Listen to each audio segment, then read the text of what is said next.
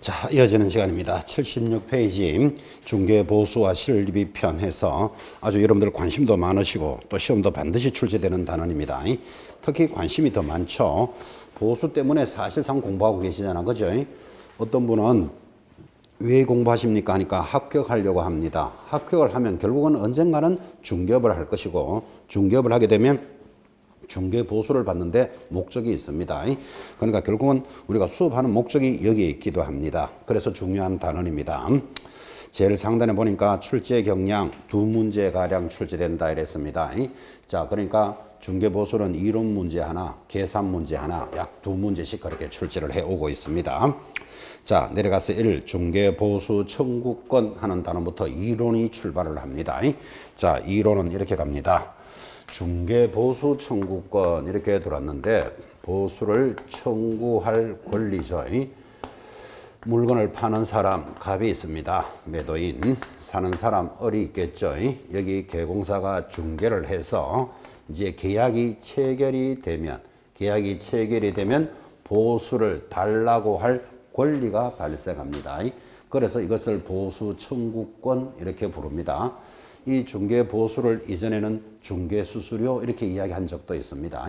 그래서 지금도 한 30년 동안 법에서 중개 수수료라 그랬습니다. 근데 이거를 이제 3, 4년 전에 보수로 바꿨는데 여러분들은 중개 수수료라는 말이 듣기가 편합니까? 중개 보수가 편합니까? 그래도 지금도 수수료라는 말이 더 귀에 익죠, 그죠? 30년 동안 법에서 수수료라 했습니다. 근데 이거를 굳이 중개 보수로 바꿨어, 이름을. 그래서 왜 바꿨냐? 제가 확인해 보니까 수수료라는 표현은 일본식 표현이랍니다. 그래서 이제 그걸 보수로 바꿨다. 뭐 그렇게 이야기하는데 좀 우습죠. 보수라는 것도 사실은 한자글이잖아요. 이게 한자로 쓰는 거니까 순수 우리말도 아니잖아요. 이게 그죠. 그런데 중개 수수료 청구권이 지금은 이제 보수 청구권이다. 이렇게 부르고 30년 이상 중개 수수료가 들어왔기 때문에 가끔 수업 시간에도 수수료라는 말이 나올 겁니다. 그러면 여러분들은 중개 보수를 이야기한다. 그렇게 이야기합니다. 최근 뉴스에서도 많이 나옵니다. 지금 아파트 가격이 갑자기 급등을 많이 했으니까 상대적으로 중개 보수도 많이 올라갔겠죠. 그죠? 그러니까 부동산 그 정책을 담당하는 국토교통부에서 중개 수수료를 조정해야 된다. 지금 잘 들여다보고 있다. 뭐 이런 이야기를 그 뉴스에서 나옵니다. 그런데 또 중개업을 하시는 분들은 부동산 가격이 많이 올랐지만 거래가 많이 일어나지 않고 있다. 그럼 물건이 없다. 그죠? 뭐 전세 물건도 없고 없으니까. 그러니까 가격이 올라가는 거잖아요. 지금. 그죠? 물건이 없으니까 실질적으로 개공사들에게 수입은 늘어난 것게 별로 없다. 그러면 정책만 엉망이다. 지금 그런 이야기를 하고 있는 겁니다. 근데 이거 보수 손대면 전국의 개공사들도 전부 협회에서 모여가지고 또 의사 한번 합니다. 그래서 함부로 손 잘 못 댑니다. 이런 거. 자, 그런 개념들을 잡으시면서 보수라 출발했는데 우리 교재는 이 보수를 언제 받을 수 있느냐부터 정리를 해줬습니다. 1번 중요합니다. 상단에 동그라미 1번 보수의 지급 시기는 언제 한다? 대통령령으로 정한다. 그래서 바로 밑에 대통령령에 가보니까 보수의 지급 시기는 개공사와 의뢰인 간의 약정에 따르되 약정의 동그라미 약정이 없으면 중개대상물의 대금 지급이 완료된 때로 한다. 지급이 완료된 때가 언제지요? 잔금 지급시 한다. 그 말이에요. 그죠? 옛날에는 계약금이었어서요. 지금은 잔금 지급시로 이해를 딱 하셔야 됩니다. 자, 다시 수수료가 있으면 지급 시기 언제입니까? 이렇게 물으면 뭐라고요? 약정에 따르되 약정은 뭔가 하면 계약금 줄 때 줄게 중도금 때 줄게요. 이렇게 약정이 있으면 약정에 따르고 없다면 대금 지급이 완료된 때 대금 지급이 완료된 때가 언제다? 잔금 지급 시에 지급합니다. 이렇게 이제 법 조문을 보셨지만 그죠? 현실적으로 참 차이 많이 납니다. 제가 한번 물어볼게요. 현실적으로 차이 난다는 것은 중개사무소를 통해서 부동산 거래해 본 적이 있습니까? 언제? 한 달 전에. 얼마 안 됐다. 그죠? 그럼 한 달 전에 중개사무소를 통해서 거래를 뭐 사거나 팔거나 세를 얻거나 했겠죠. 그러면 당연히 중개보수 지급했겠죠. 중개사무소를 통해서니까. 언제 보수 지급했습니까? 엊그제 했으니까 아직 시간이 많이 안 됐다. 그죠? 아까 뭐 분양이든지 뭐 원룸이든지 이런 수수료 지급했습니까 일단? 분양 같은 경우는 분양회사에서 커미션을 개공사한테 주더라고요. 제가 안 줬어요. 개공사. 자기는 수수료 준 적이 없네 그러니까. 그 좀 특수한 경우에서 좀 질문하기가 좀 못하네. 다시 또 시간이 한 달밖에 안 됐어. 보통 한 달밖에 안 됐으면 계약이 완결이 잘 안 되잖아. 그죠? 그래서 질문이 약간 각도가 달라져요. 중개사무소를 통해서 부동산 거래 본 적 있습니까? 한 번도 안 해봤습니까? 지금까지.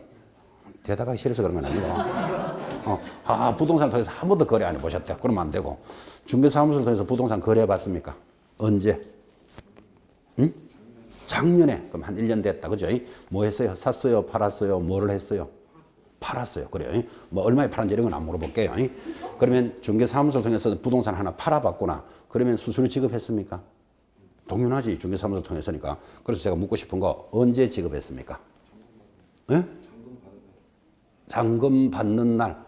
팔았으니까 잔금을 받았겠죠. 그죠? 잔금 받는 날 지급했습니까? 지급했습니까? 매도인은 매수자죠. 하나 팔았다 그랬죠. 그 팔한 자는 그 잔금을 받아야 되잖아, 그죠? 잔금 받고 수수료 지급했다. 뭐 그럴 수 있겠네, 그죠? 매수자들 있잖아요. 사는 사람은 저 사람한테 잔금을 지급하고 바로 수수료 줬을까요, 안 줬을까요? 뭐 죽거나 그랬겠지, 뭐 법에 그래 돼 있으니까, 그죠? 근데 현장에 나가 보면요, 사는 사람은 잔금 주면서 지급하지 않고 샀으니까 바로 뭡니까? 등기 신청하잖아, 그죠? 그럼 등기하면 보통 한 일주일 걸려요. 등기 오는 거 보고 지급하는 사람도 있어요. 그죠? 또 등기 오면서 지급하는 사람도 있지만 그때도 지급 안 해. 사는 사람은 자기가 이사 가서 지급하는 사람도 있어. 그죠? 또 이사 가는 날 전날이 집이 제사 지내면 제사 모시고 난 뒤에 그 다음날 지급하는 사람도 있어요. 어떤 사람 이사하고 모욕 갔다 와서 지급하는 사람도 있어요. 어쨌든 시점이 다 다르다고. 그래서 가만히 한번 생각해 보시면 보통 수수료 내 잔금 지급할 때 지급했습니다. 하지만 잔금할 때 지급 안 한 사람은 태반입니다. 태반. 파는 사람이야 뭐 등기하고 관계는 없으니까 그냥 그래 지급할 수 있는데 사는 사람은 또 등기하는 거 봐야 돼. 그죠? 등기 오는 거 보면 무슨 일주일 걸려요. 일주일. 그죠? 등기 보고도 또 이사한테 가서 줄게요. 이런 사람도 있고. 그죠?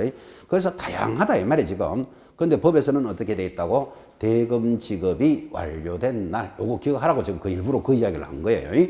자, 그럼 지급 시기는 알았고 이런 보수를 받는 것에 대한 이론 문제가 자, 청구권은 1번 어떻게 하면 발생할까요? 2번 발생을 했으면 받아야 되잖아요. 어떻게 하면 행사할까요? 3번 보수 청구권이 어떻게 되면 소멸할까요? 소멸의 조건이 있는데 우리 교재는 지금 소멸의 조건만 딱 적어놨어요. 그만큼 소멸이 중요하다 이런 뜻이에요. 소멸도 다시 교재를 보겠지만 자, 한번 물어봅시다 여러분. 저기 개공사가 계약이 체결되면 매도인, 매수인으로부터 수수료를 받을 권리가 있는데 이런 권리는 언제 발생할까요? 하면 중개계약 시 발생합니다. 지난주에 공부했습니다. 중개계약과 거래계약 반드시 구분해야 되고 중개계약과 거래계약을 지금도 그놈이다 이렇게 대답하면 틀린다 이런 이야기도 많이 했는데 중개계약이 뭐였지요? 의뢰인과 개공사 사이에 일어나는 것을 중개계약이라고 그랬습니다. 그러니까 결국은 하나 사주세요. 의뢰인과 개공사니까 매도인하고도 하나 팔아주세요가 있었겠지. 이 중개계약이 있어야 발생을 합니다. 그 사달라고 하지도 않은 사람한테 수수료 받을 권리는 없다 이 말이에요. 그래서 사달라, 팔아달라라는 중개계약이 있으면 발생을 했고 그 발생만 했지만 받아야 되잖아요. 지금 그죠? 행사를 하는 조건은 거래계약이 성립이 되어야 한다. 거래계약 너무나 당연하죠. 사주세요, 팔아주세요만 있는 게 아니고 계약이 성립이 되어야 받을 수 있는 거예요. 계약이 성립되는 걸 뭐라고 그런다? 거래계약이 체결이 되면 받을 수 있습니다. 행사. 자, 그런데 이 조건이 소멸되는 조건이 중요합니다. 그래서 이제 지금 교재에 소멸을 적어놨잖아요. 그죠? 바로 밑에 2번 청구권의 소멸 법조문입니다. 동그라미 1번 개공사의 고의과실로 인하여 자 길게 동그라미 합니다. 개공사의 고의과실 길게 동그라미 하고 인하여 당사자 간의 계약이 무효 취소 해제가 되면 자 무효 취소 해제는 계약이 깨지면 그 말이에요. 보수를 받을 수 없고 이미 수령한 것은 반환까지 되어야 할 것이다. 동그라미 2번 바로 밑에 그때 개공사의 고의 과실 없이 이번에 줄 것입니다. 거래 당사자 간의 사정 줄 닦고 놓고 당사자 간의 사정으로 줄 거 놓고 계약이 무효 취소 해제된 경우에는 수수료를 보수를 받을 수 있다 이렇게 돼 있죠. 그죠? 얼마나 중요한가 하면 제가 읽어드렸으니까 대답해 봐요. 자, 중개계약이 있으면 발생하고 거래계약이 있으면 행사하는데 어떻게 하면 소멸합니까? 하니까 지금 동그라미 한 것이 개공사의 뭐에 의해서 고의 과실로 인하여 이 거래계약이 무효되거나 해제되거나 취소가 되면 소멸하겠다. 지금 교재를 읽어드렸다고요. 그럼 이 말을 잘 들어보면 소멸의 조건에는 바로 밑에 줄 것이었지만 거래 당사자 사정으로는 소멸하지 않는다 이랬다고 적은 거죠. 그래서 이 표현을 의미를 잘 보셔야 된다. 지금 이렇게 이야기합니다.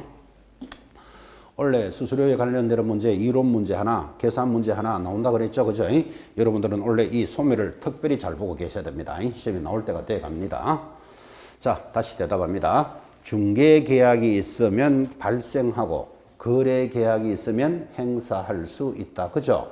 근데 거래계약이 무효, 취소, 해제가 되는데 누구 사정으로? 개공사의 고의과실로 계약이 깨지면 소멸하겠다 그랬습니다. 그 말은 당사자 사정으로는 소멸하지 않는다. 그 말하고도 같은 거예요. 당사자 사정은 수수료를 보수를 받을 수 있다. 그런 뜻입니다. 자, 이게 편안하면서도 그죠? 여러분들이 굉장히 헷갈려 합니다. 그래서 이거를 이제 앞으로 시험 치는 날까지 이렇게 쉽게 풀이합니다. 해석하는 거를 시험 칠 때까지 한 50번 듣게 될 거예요. 이 말을 이렇게 이야기합니다. 여기 매수자가 아파트를 하나 사주세요 하는 게 중개계약이잖아. 그죠? 그럼 매수자가 중개계약을 하고, 그러니까 너무 법률적이니까 좀 쉽게 을을 세대기 이렇게 이야기하겠습니다. 세대기 뭔가 하면 세대기 나 다음 달에 결혼할 거니까 아파트를 하나 사주세요. 이렇게 중개를 을이 합니다. 그럼 의뢰인과 개공사 간의 중개계약이 성립했잖아. 그죠? 그래서 세대기 아파트 하나 구해주세요 하니까 개공사가 열심히 일을 해서 이제 아파트를 소개했습니다. 뭐 예를 들면 부산 해운대 쪽에 있는 아파트를 하나 샀다고 칩시다. 해운대에 있는 아파트를 뭐 전세인지 계약인지 1억에 계약을 합니다. 1억에 계약을 하면 보나마나 계약금 1,000만 원 이렇게 지급을 하니까 계약이 성립이 됐겠죠.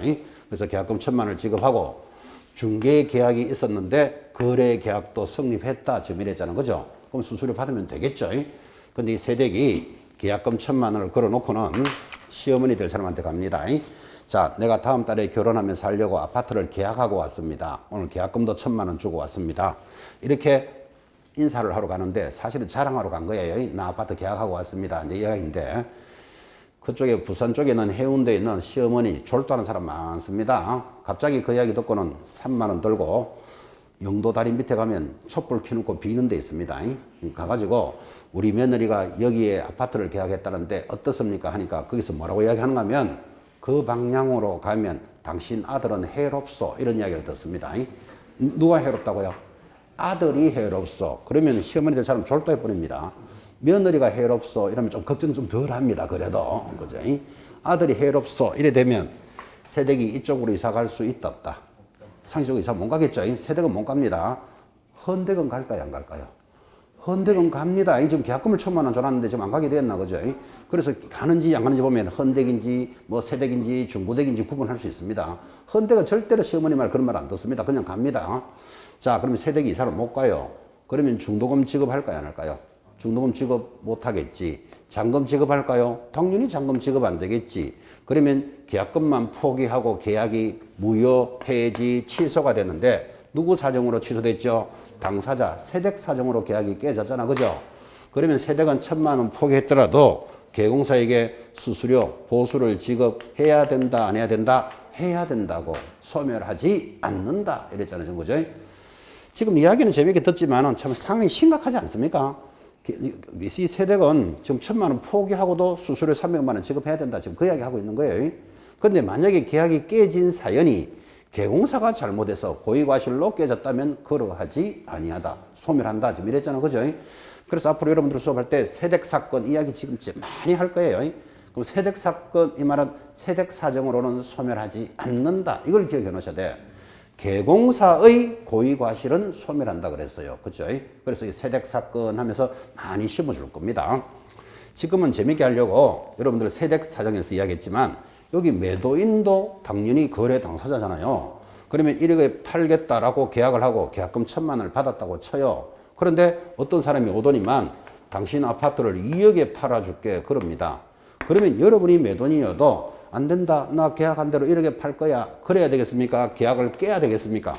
깨야 되지. 받았던 계약금 2배 주고 계약을 깨겠죠. 그리고 2억에 파는 게 훨씬 낫잖아. 그죠? 그러면 계약을 깨더라도 수수료는 지급해야 된다, 안 해야 된다? 지급해야 된다고. 당사자 사정으로는 소멸하지 않는다고. 느낌 맞습니까? 그래서 세댁사건 하는 말의 의미, 당사자들의 사정으로는 소멸하지 않고 수수료 받을 수 있습니다.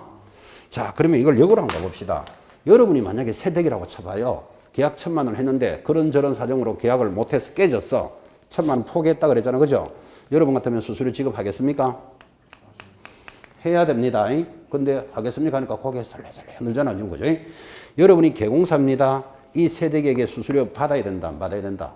받아야 됩니다. 어느 입장에 있느냐에 따라서 사정이 확 달라지죠. 제가 이렇게 이야기하니까 아유, 선생님 세댁은 1,000만 원 지금 날렸는데 또 수수료 150만 원 내겠습니까? 이렇게 묻는 분 많아요. 공부하시는 분 중에. 그래서 제가 원래 시험 되겠습니까? 이까지도 물었어요. 가르쳐줘도 자기 고집만 피우는 거라 자기 생각만 하고 있는가 봐. 원래 시험 되겠습니까? 내가 이렇게 물었다니까 지금. 그죠?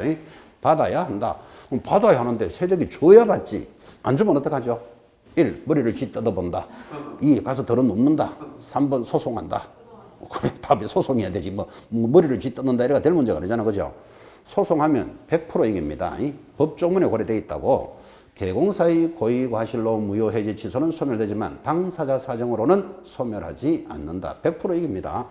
그래서 앞으로 여러분들은 세댁이 수수료 안 주거든. 야, 소송한다. 소송하면 당연히 이기고 법조문이 이렇게 돼 있으니까.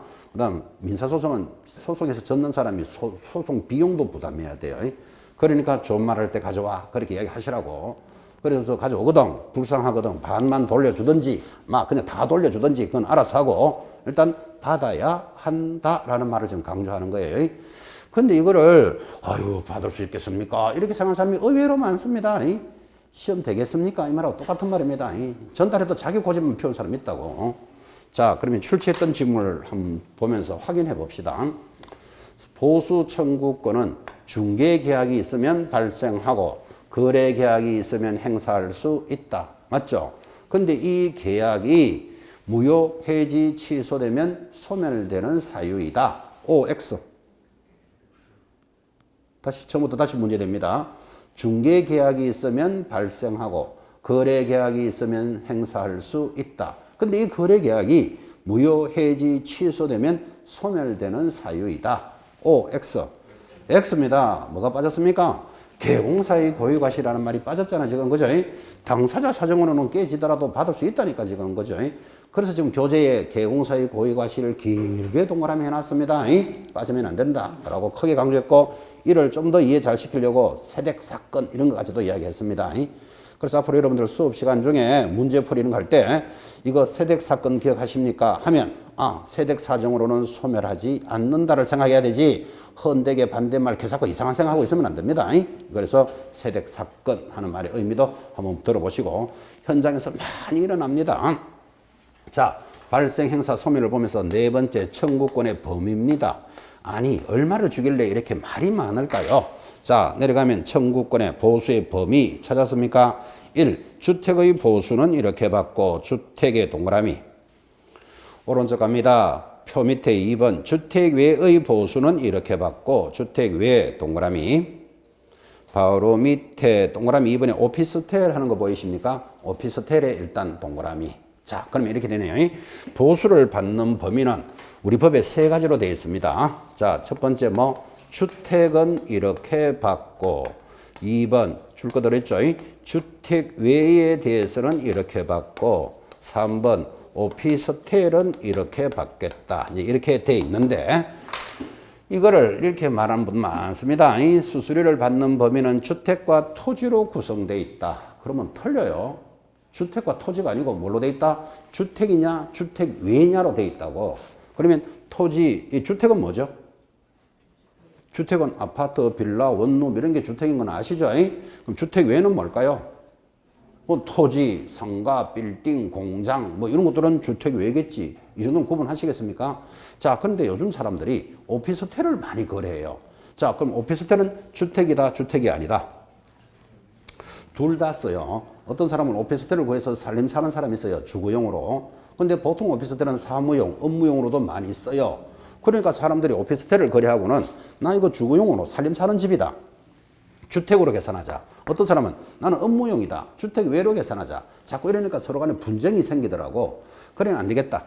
오피스텔은 이래 받아라. 이래 다시 만들어주는 거예요. 그래서 구분이 세 가지인데 특별히 조심해야 될 거 주택과 토지로 구성되어 있습니다 하면 틀려요. 지금 체크드리지만 주택과 주택 외로 되어 있다고. 그죠? 자, 그럼 주택은 어떻게 받을까요? 다시 뒤로 돌아와서 76페이지 하단 제일 밑에 동그라미 1번 주택의 중개보수는 주라는 것이에요. 국토교통부령이 정하는 범위 내에서 시도 조례로 정한다. 줄 것이었습니까? 자, 국토교통부령이 정하는 범위 내에서 그랬으니까 국토교통부령이 한번 들어가 봐야 될 거 아니라 그죠? 그래서 밑에 동그라미 2번 국토교통부령의 범위 주택의 보수는 의뢰인 쌍방으로부터 각각 받되 그 일방으로부터 받을 수 있는 한도는 자, 줄 거야 됩니다. 매매 교환의 경우에는 1000분의 9 여러분 1000분의 9를 0.9%라 그럽니다. 같은 말 이내로 하고 임대차 등의 경우에는 1000분의 8을 0.8%로 합니다. 로 한다. 이렇게 되어 있습니다. 자, 이제 불러들었으니까 적읍시다. 주택은 어떻게 받으라고요? 매매, 교환은 0.9%. 이게 1000분의 9죠. 임대차는 얼마? 0.8%를 받는 게 아니고 이 범위 내에서 시, 도, 조례로 정한다. 법에 이렇게 되어 있다니까요. 자, 여기서 여러분들 하나 배울 수 있는 거, 아, 주택은 매매냐 임대냐에 따라서 구분이 다르구나. 이런 걸 하나 배우셔야 돼요. 매매는 얼마라고요? 0.9%. 임대는 0.8% 범위에서 받는 게 아니고 거기서 각 시도 조례로 정해라. 이렇게 되어 있습니다. 이거를 법을 왜 이래 만들었냐 하면 그죠? 여러분 주택은 이런 성질이 있어요. 자, 여러분 대우 푸르지오 아파트 30평짜리가 잠실에 가면 15억쯤 합니다. 30평짜리 대우 푸르지오 아파트가. 근데 똑같은 이름의 똑같은 평수 대우 푸르지오 30평짜리가 강원도 원주에 가면 3억 합니다. 똑같은 아파트가 하나는 15억, 하나는 3억. 왜 그럴까요? 땅값 때문에 그래요. 땅값 때문에. 그래서 가격이 다른 거예요.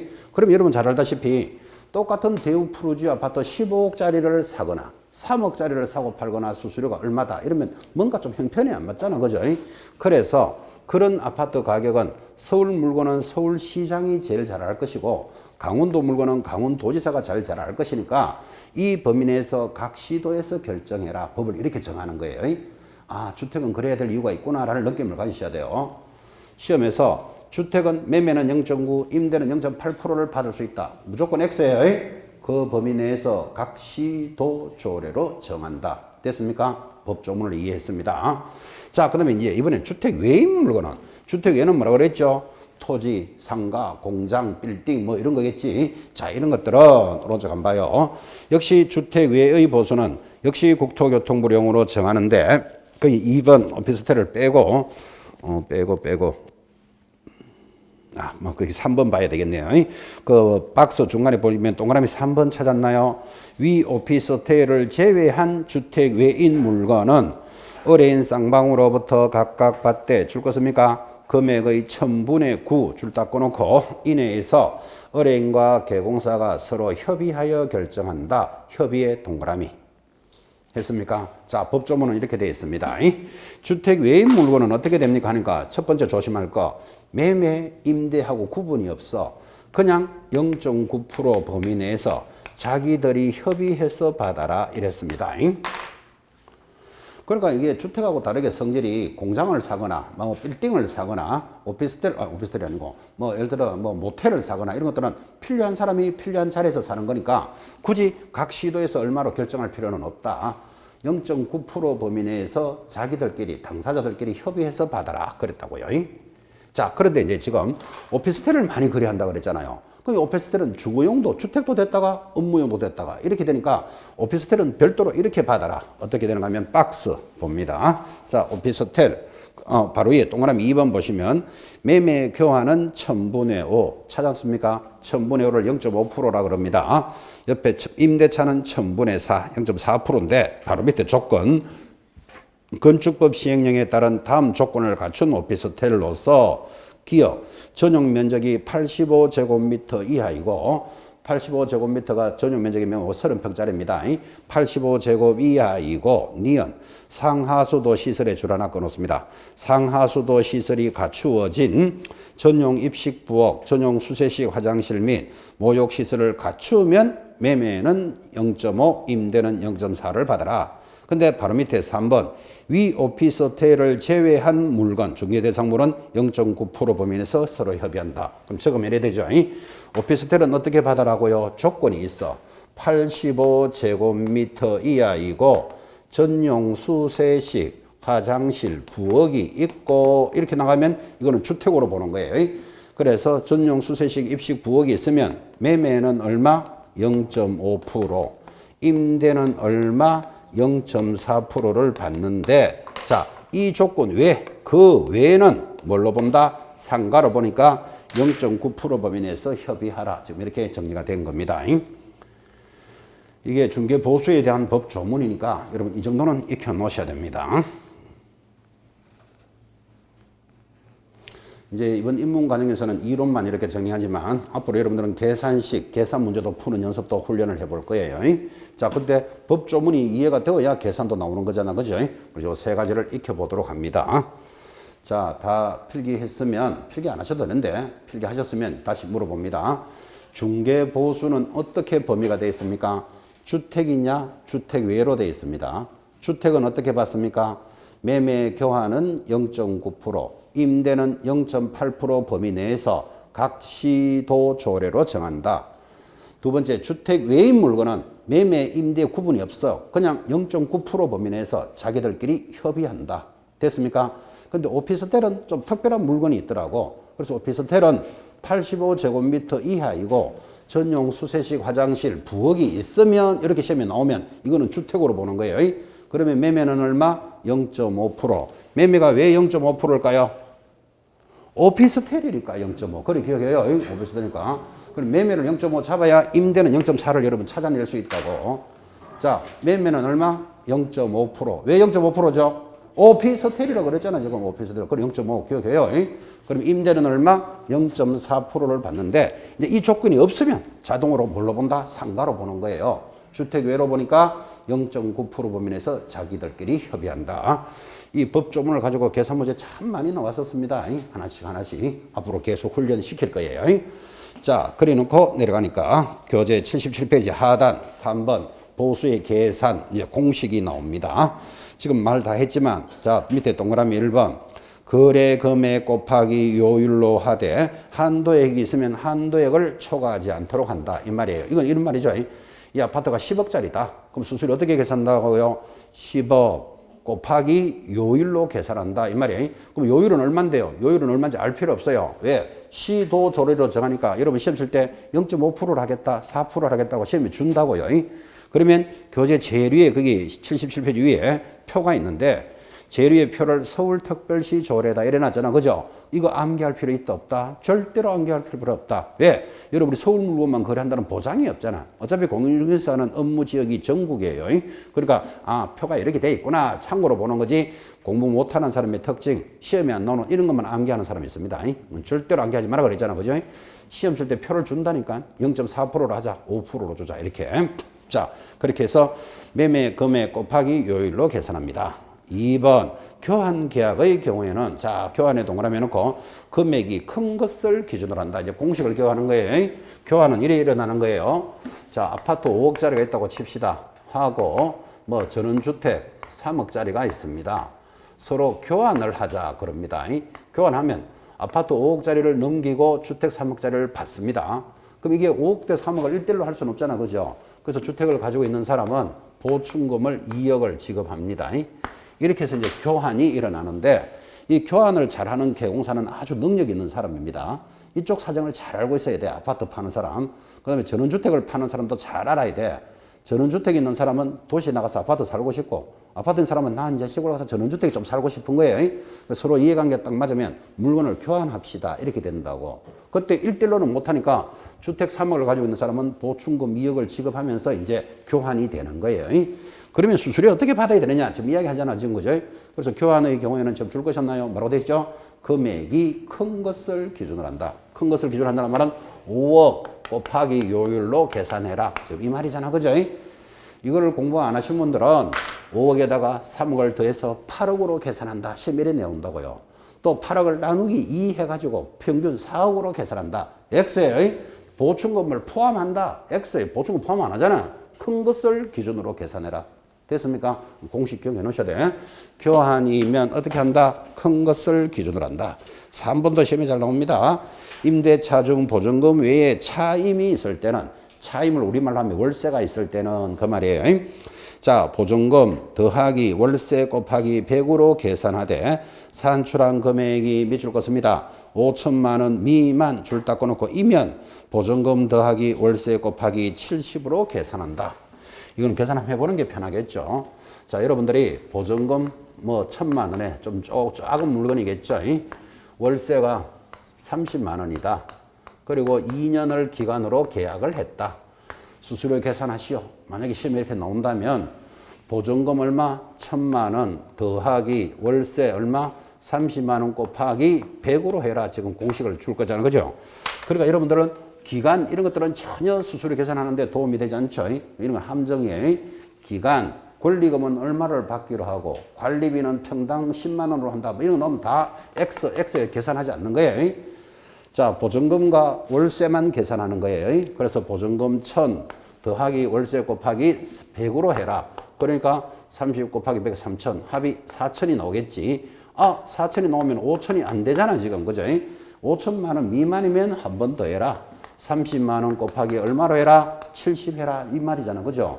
그래서 보증금 1,000 더하니까 37은 21, 21, 3,100만 원으로 계산하는데 주어진 요율은 시험에 준다 그랬죠? 0.4% 해라, 3% 해라는 주니까 요율은 여러분 알 필요 없다고. 그죠? 기준만 알고 있으면 됩니다. 자, 보증금에 월세가 있으면 수수료 어떻게 계산한다고요? 보증금 더하기 월세 곱하기 100으로 계산한다. 근데 이걸 100으로 계산하니까 5천이 안 돼. 5천만 원 미만이면 어떻게 하라고요? 월세 곱하기 70으로 한다. 5천이 안 되면 좀 깎아주는 효과가 있는 거예요. 그죠? 그렇게 계산을 합니다. 넘어가서 이야기 다 됐고 계산돼 있죠. 그리고 큰 2번 보수의 적용 기준입니다. 자, 1번 또 동그라미 합니다. 동일한 물건에 대하여 동일 동그라미. 동일한 당사자 간의 동일 동그라미. 매매를 포함한 둘 이상의 거래가 동일 기회에 이루어지면 동일 동그라미. 동일 몇 번 했죠? 3번입니다. 동일이 3번이 들어오면 매매에 관한 금액만을 적용한다. 매매 밑줄 아주 시험에 잘 나오죠. 이거를 점유 계정이다 이런 말을 하는데 뭐 점유 계정 그런 건 몰라도 여러분 동일한 물건에 대해서 이게 아파트입니다. 소유자가 갑이겠지. 갑이 을에게 팔았어요. 파는 걸 뭐라 그래요? 매매. 자, 그러면서 매매하면서 자, 갑은 이제 집주인이니까 팔았죠. 팔았으면 어떻게 하죠? 팔았으면 이사 나가야 되잖아. 이제 팔았으니까. 근데 내가 전세 살게요. 그럴 수도 있다, 없다. 있죠. 우리는 이런 걸 전세 끼고 팔았다. 이런 말을 합니다. 자, 보다시피 동일한 물건에 대해서 동일한 당사자들이 동일한 기회에 매매도 하고 임대도 일어났다. 그러면 개공사는 매매 계약서 하나 작성했겠죠. 또 임대차 계약서도 작성했겠죠. 두 건을 작성했지만 뭐만 받아라? 매매에 관한 것만 받아라. 지금 줄 건 게 그거예요. 자, 그래서 항상 동일이 3번이면 뭐만 받는다? 매매에 관한 금액만 적용합니다. 그럼 시험은 어떻게 낼까요? 동일을 한번 좀 쓱 뺍니다. 여러분. 그러면 한번 빼면 둘 다 받는 거예요. 둘 다. 여러분 이럴 수 있잖아요. 갑이 을에게 집을 팔고 그리고 이제 이사 나갈 준비하겠죠. 근데 이사 나가려고 하면 이렇게 전세 물건 밖에 알아보니까 마땅한 물건이 별로 없어. 그래서 을을 만나서 야, 내가 살고 있는 내가 그대로 전세 살게. 그러면 억수로 편하잖아. 이사 안 가도 되고. 그죠?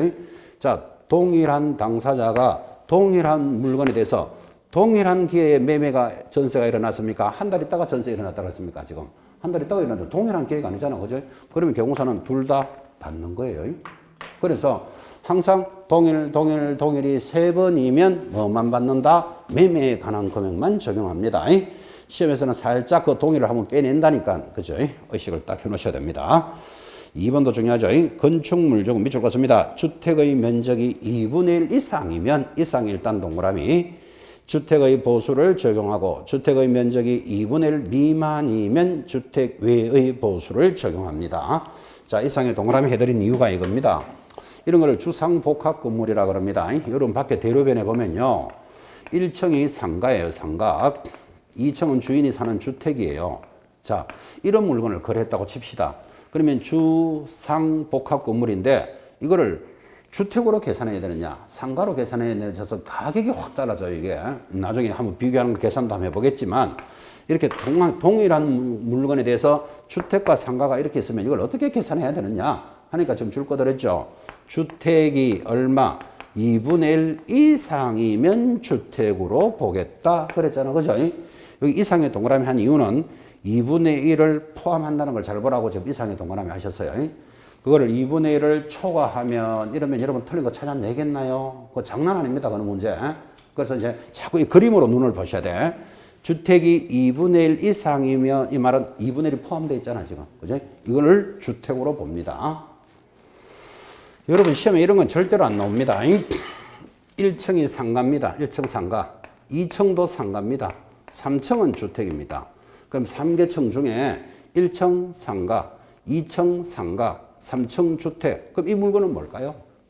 그 뭐나 뭐나 상가지. 3개층 중에 1층, 2층 상가고 3층 주택. 이런 문제 안 난다고 학생들이 다 알기 때문에. 자, 다시. 1층 상가, 2층 주택이에요. 3층도 주택이에요. 그럼 이 물건은 뭘까요? 주택이겠지. 3개층 중에 하나는 상가, 2개가 다 주택이면 이런 문제는 안 된다고 다 학생들이 알기 때문에 어떻게 묻는가 하면 주택과 상가가 같으면 뭐가 됩니까? 이래 물어 들어온다고요. 자, 주택과 상가가 같으면 뭘까요? 주택과 상가가 같으면 이 주택이 2분의 1 이상, 2분의 1을 포함하고 있다 그랬잖아. 그죠? 같으면 주택으로 봐요. 그래서 이런 것들을 유념하셔야 돼. 이런 것들은 자꾸 이제 훈련을 좀 쌓아봐야 됩니다. 일단은 중요한 거 2분의 1 이상 이런 것들을 체크하시고 있습니다. 3번도 더 중요합니다. 중개 대상물 소재지와 개공사 사무소 소재지가 다르다면 사무소 소재지를 관할하는 시도조례 굉장히 시험에 잘 나옵니다. 에 따라서 보수를 받습니다. 자, 이것도 한번 예상 문제. 지금 서울특별시 강남에 중개사무소가 있어요. 있는 자가 경기도 용인시에 있는 아파트를 거래할 수 있다 없다? 있죠. 개공사는 업무적이 전국이잖아. 그죠? 자, 사무소가 어디 있다고요? 서울 강남에 있고 물건은 어디 있다고요? 경기도 용인에 있어요. 그러면 지금 지역이 다 다르잖아. 1번 서울시 조례로 받아야 한다. 2 강남 조례로, 3 경기도 조례, 4 용인시 조례. 만약에 이렇게 시험에 나왔다면 답이 몇 번? 몇 번? 1번 답이에요. 자, 지금 줄 꺼놓고 딴 생각하고 있죠. 동그라미 3번 한번 봐봐요. 중개대상물 소재지와 개공사 사무소 소재지가 이렇게 다르면 어디를 따라간다? 사무소 소재지를 관할하는 시도조례예요. 사무소가 서울 강남에 있으니까 어디? 서울시 조례다 이 말이에요. 그 1번을 못 체크하신 분은 이제 줄은 꺾고 생각은 다르게 하는 거예요. 이게 성교육의 특징이에요, 특징. 그래서 자꾸 이런 걸 심어준다고요. 그래서 수수료는 한번 봐봐요. 아까 매매는 0.9, 임대는 이제 발부다 시도조례지, 시도로 놀지, 시군구로 놀지 않습니다. 여기서부터 이제 의미 있게 잘 봐야 돼요. 그래서 시험에 이렇게 나왔다면 이건 1번이 답이에요. 이거를 물으면 꼭 물어야 되는 게 있어요. 계속 그렇게 물을 거예요. 서울 강남에 중개법인이 있어요. 그 서울 중개주식회사가 있다고요. 그리고 경기도 용인시에 지점이 있습니다. 분사무소. 서울 중개주식회사 용인 지점이 용인에 있는데 여기서 대전광역시, 대전시 유성구에 있는 아파트를 거래했어요. 다 다를 수 있잖아, 이렇게. 자, 법인은 어디 있고요? 서울특별시 강남에 있고 지점, 분사무소는 경기도 용인에 있습니다. 용인에 있는 지점에서 대전 유성구에 있는 아파트를 거래했어. 다 다르니까 수수료 1, 2, 3, 4, 5번, 6번 어디로 받아야 됩니까? 하고 물으면 답이 뭘까요? 답이 몇 번일까요? 답은 3번이에요. 3번. 분사무소 소재지 시도조례예요. 그 옆에다 하나 적어 놓으세요. 교재 옆에다가 분사무소는 분사무소 소재지 시도 조례.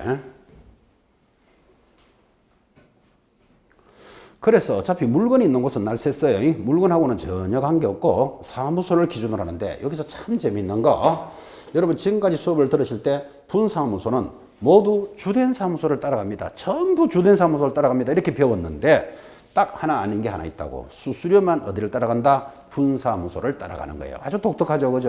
오늘도 시험에 잘 나와요. 그래서 수수료는 분사무소 소재지 시도 조례입니다.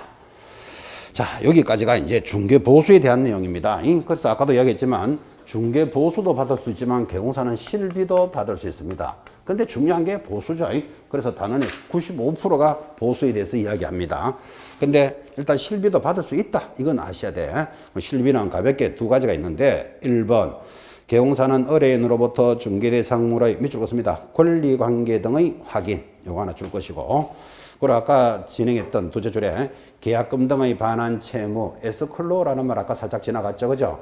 거래 안전을 위해서 해당되는 실비를 받을 수 있다. 동그라미 2번. 시험에는 만약에 나오면 2번이 나옵니다.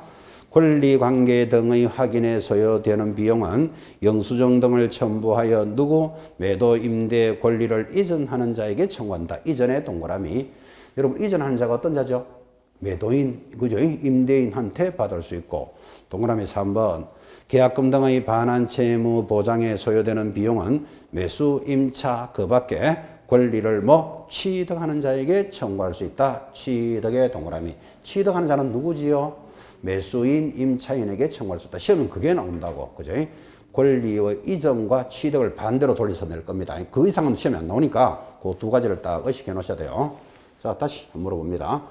권리관계를 확인한다라는 말은 이 아파트를 팔아주세요 하고 오면 토지대장 등기부 등본 이런 거 하나 떼봐야 되잖아요. 그거 떼보면 경비가 들어가잖아. 그걸 권리를 확인하는 거라고요. 권리관계는 누구? 물건을 가지고 있는 자, 이전하는 자한테 청구합니다. 그 다음 계약금 등의 반환 채무는 누구에게? 취득하는 자. 그렇게 두 개를 구분하고 시험에서는 그 두 개를 반대로 낸다고. 그죠? 오늘 실비는 그렇게만 정리합시다. 자, 그렇게 해서 오늘 수업을 중개보수편까지 정리했습니다. 이어지는 단은 다음 주 수업 예고입니다. 옆에 보니까 공인중개사 협회 이렇게 되어 있죠. 그죠? 좀 가벼운 단원이긴 하지만 협회도 매년 한 문제가 나옵니다. 협회 편부터 다음 주에 진행하겠습니다. 대단히 수고하셨습니다. 다음 주에 뵙겠습니다.